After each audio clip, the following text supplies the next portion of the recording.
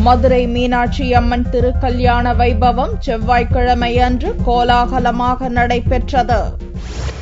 மதுரை மீனாட்சி அம்மன் கோவில் அனைத்து நாட்களிலும் திருவிழா நடைபெறும் திருத்தலம். உலக புகழ்பெற்ற இந்த கோவிலில் கடந்த 14ஆம் தேதி சித்திரை திருவிழா கொடியேற்றத்துடன் துவங்கியது.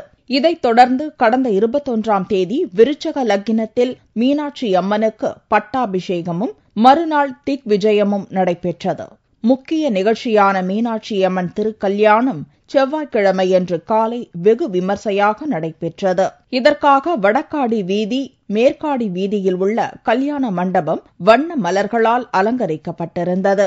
முன்னதாக திருப்பரங்குன்றத்திலிருந்து முருகப்பெருமான், தெய்வானை, பவள கனிவாய் பெருமாள் ஆகியோர் புறப்பட்டு மணமேடைக்கு வந்தனர். பின்னர் சிறப்பு அலங்காரத்தில் சொக்கநாதர் பிரியாவிடை மீனாட்சி மணமகன் மணமகளாக எழுந்தருளினர். இதையடுத்து சுவாமிகளின் பிரதிநிதிகளாக சிவாச்சாரியார்கள் இருவருக்கு கையில் காப்பு கட்டப்பட்டது. மணமக்களான சிவாச்சாரியார்கள் 2 பேரும் 3 முறை மாலை மாற்றிக்கொண்டனர். பின்னர் சொக்கர் மீனாட்சிக்கு கோவில் சார்பில் பட்டாடைகள் அணிவிக்கப்பட்டு யாகம் வளர்க்கப்பட்டு வேத மந்திரங்கள் முழங்கப்பட்டது. காலை 8:17 மணிக்கு மேல் 8:41 மணிக்குள் ரிஷப லக்கினத்தில் திருமாங்கல்யத்தை மணமக்களான சிவாச்சாரியார்கள் 3 முறை பக்தர்களிடம் காண்பித்து மீனாட்சியம்மன் கழுத்தில் திருமாங்கல்யம் அணிவித்தனர். அப்பொழுது அங்கு கூடியிருந்த பெண்கள் புதிதாக தாலி கட்டிக் கொண்டனர்.